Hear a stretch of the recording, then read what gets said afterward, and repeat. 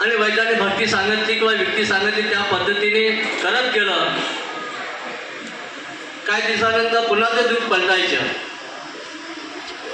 असं बाबाजींच्या कुटुंबाने काही दिवस चालले. त्यानंतर मानते की बाबाजींच्या पुत्रीची तब्येत बिघडली, तिच्या अंगाला फोडे आले. तेव्हा बाबाजींच्या भावाने म्हटलं बाबाजींजीला, जिमन तू एवढी भक्ती करतो तरी पण कुटुंबाचं दुःख दूर होत नाही. माझ्या मुलीच्या अंगाला फोडे आले, त्यामधून रक्त आणि खूप वाहत आहे. हे कशी तुझी भक्ती? आणि तेव्हा बाबाजींनीला म्हटलं तू बघून घे. बाबाजींनीला वाटलं की आपण एवढी भक्ती केल्यानंतरही आपल्या कुटुंबात दुःख दूर होत नाही. म्हणून बाबाजींनी भगवंताला विनंती केली, हे भगवान बाबा हनुमानजी,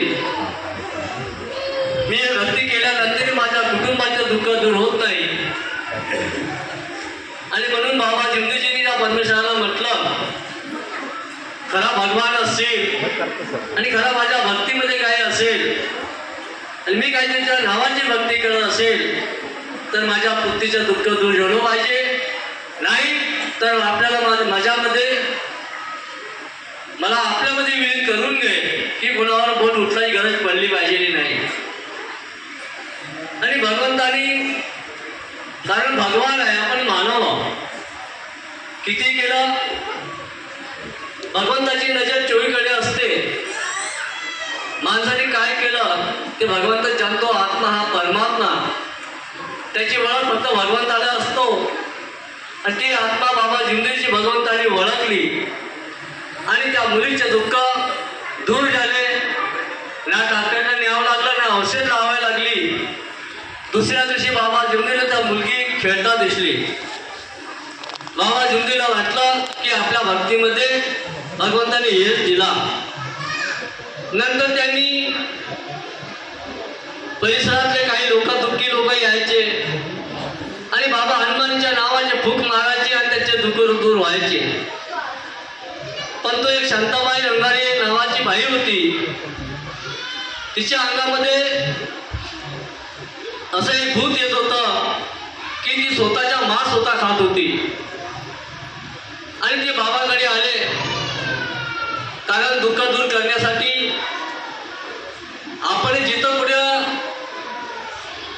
सांगितल्या परी आपण तेच कार्य करत होतो. एका वैद्याकडे जात होतो, जनतेकडे जात होतो. त्याच पद्धतीने बाबाकडे लोक यायला लागले आणि त्या बाईचं दुःख दूर होत होतं. बाबाने दिवसभर तिला भूक मारून द्यायची, दुःख दूर व्हायचं. आणि बाबाच्या परिसराच्या बाहेर गेली, घराच्या बाहेर गेली की पुन्हा रिटर्न तसंच व्हायचं. असे करता करता बाबा दिवसभर थकून गेले, परंतु दुःख दूर झालं नाही. तेव्हा मानते की बाबाजींनी त्या भगवंताला विनंती केली, हे भगवान, ऐसी कौन सी शक्ति है कि एक पल में दुख की बाई का दूर हो जाएगा? ऐसी कौन सी शक्ति है? भगवान किसे कहूँ और शैतान किसे कहूँ, कुछ समझ भी नहीं आ रहा भगवान. तेव्हा बाबा जिंदूचं बरमान चाललं आणि बाबा जिंदूजीला त्या देवाने दर्शन दिलं. आत्मा हा परमात्मा हे बाबाला आठवलं आणि बाबाच्या मुखामधून भगवान बोलले, ये मानव अभी भगवान बन गया. मानव का सर भगवान का धड़ और भगवान का सर और मानव का धड़. त्यावेळी बाबाच्या बमान चालल्यानंतर त्या बाईचं दुःख तर दूर झालं, पण भगवंताला वचन दिल्यानंतर मान दे की बाबाजीचे बमान चाललं आणि बाबा भगवंता, जसे भगवंताच्या त्याला पृथ्वीवर काय दिसत होतं, भगवंताला बाबा ते दिसत होतं आकाश पाताळमध्ये जे काय होते ते भगवंताचे होता. म्हणून बाबा हनुमानजी बाबा जिंदीच्या मुखातून बोलले, हे मानव अभी भगवान बन गया. तेव्हा घरच्या लोकांना विचार पडला की आता आपला भाऊ, कारण त्या व्यक्तीने पहिले सांगितलं होतं की भक्ती करत्याने माणूस पागल होऊ शकतो, आंधळा होऊ शकतो किंवा स्वर्गवासी होऊ शकतो, भक्ती किंवा पागलही होऊ शकतो. ही भक्ती साधली तर तुझ्या कुटुंबाचे दुःख दूर होईल. या भक्तीमध्ये कुठे फरक पडला तर तुझा भाऊ स्वर्गास होऊ शकतो, पागल होऊ शकतो, आंधळा होऊ शकतो, असे त्या व्यक्तीने सांगितलंच होतं. आणि त्याच पद्धतीने ते झालं. कारण बाबाच्या ब्रह्माचरणानंतर बाबा भगवंतात विलीन झाल्यासारखे झाले.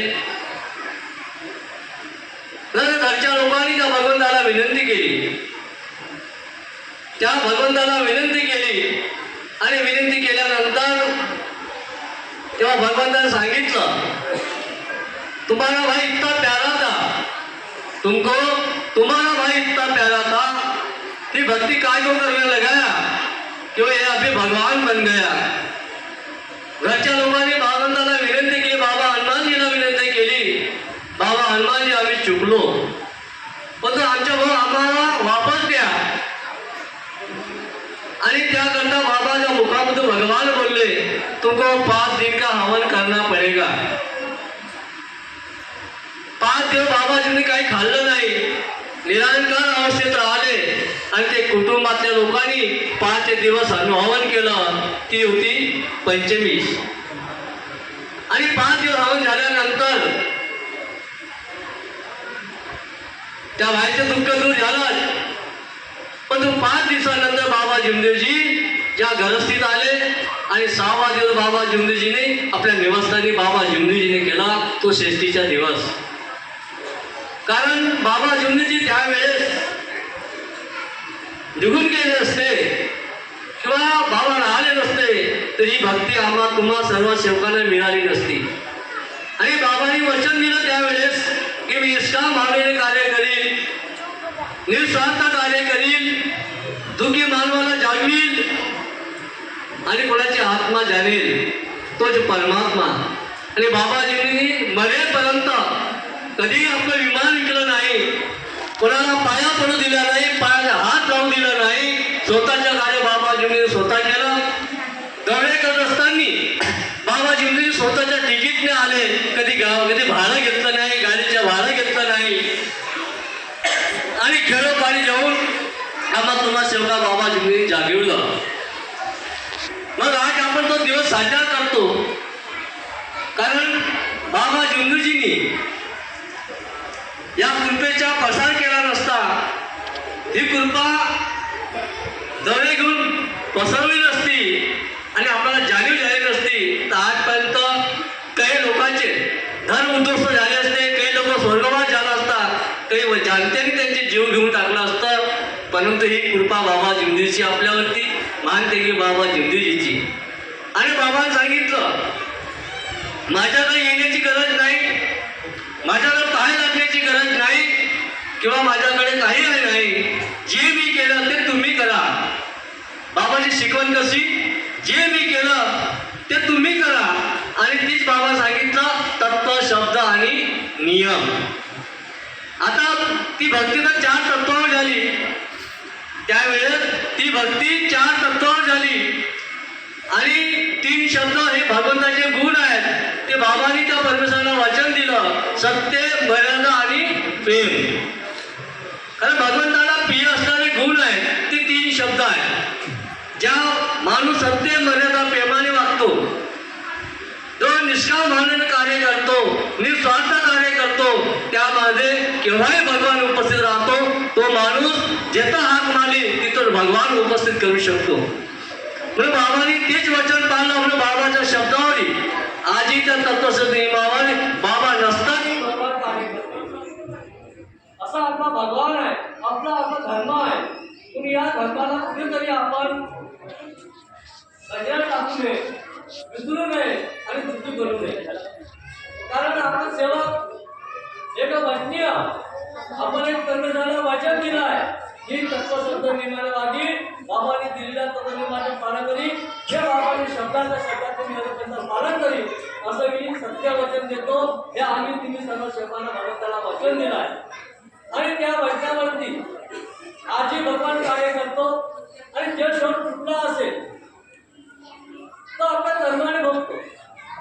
इथं भगवंताचा दोष नाही, इथं मानवाचा दोष नाही, इथं कोणाचा दोष नाही. कारण दोष आपल्या कर्माचा आहे. आपण कुठेतरी कर्माने चुकतो, त्या वाट्याला कुठेतरी चुकतो आणि म्हणून भगवान आपल्याला कुठेतरी दुःख आणतो, आपला कुटुंबावर दुःख आणतो आणि मग म्हणतो आपण भगवंता माझ्याबरोबर केलं नाही.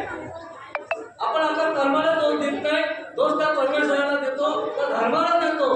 म्हणतो आपण कर्म करतो, कसे कर्म करायचे आहे, काय करायचे आहे, हा आचार विचार आम्हाला तुम्हाला सेवकांना करायचे आहे. बाबांनी सांगितलं या मार्गाचा सेवक दुःखी आणि कष्टी कधी राहू शकत नाही आणि राहणार असेल तर आपल्या कर्माने.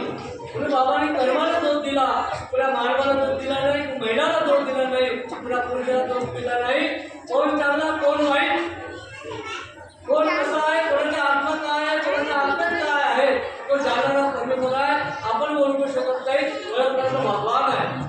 कोण काय करतो, कोण कसा वागतो, कोण कसा वागून राहणार त्याची सत्य लेखा त्या परमेश्वराजवळ आहे, आपल्या तुमच्या आत्म्याजवळ नाही. फक्त आम्ही एक कर्तव्य भगवंताने पाठवलेले एक मानव आपल्याला कर्तव्य टाकायचे आहे. म्हणून बाबांनी म्हटलं होतं हे मानव तू कितना करताय का, मानव कितना आगे बढ़ लेकिन चलेगी तो भगवान मर्जी चलेगी, मानव मर्जी नहीं चलेगी. तुम्ही या मानवा आपण किती घमंड केला असेल, किती आपण घमंड आला असेल, किती कर्म असेल आपल्यामध्ये, या भागात गर्व चालत नाही, घमंड चालत नाही. या भागात मोह माया अंतर्गत तयार करावा लागतो आणि तत्व नियमाने वागावा लागतो. राग प्रत्येकाला येतो असं नाही, राग येत नाही, पण तो राग संवारणं हे माणसाच्या बाबांनी माणसाचा राग बंद केला. राग ज्यावेळी आमच्या ताबत केला असेल तो खरा परमाचा सेवक शकतो आणि रागामध्ये राहत असेल तो परमाचा सेवक नाही. राग मला येऊ शकते असं नाही, राग येणार नाही, कारण आम्ही सेवक त्या पद्धतीने वागतो म्हणून राग येते. सेवकाला आपण राग करत नाही, सेवकाला आपण कधी रागी म्हणत नाही किंवा आपण हा दोषी सेवक आहे म्हणत नाही. पण कधी कधी सेवक हा कुठेतरी नियमाने चुकतो, कर्माने चुकतो आणि कर्माने चुकल्यानंतर कुठेतरी वाईट बोलतो.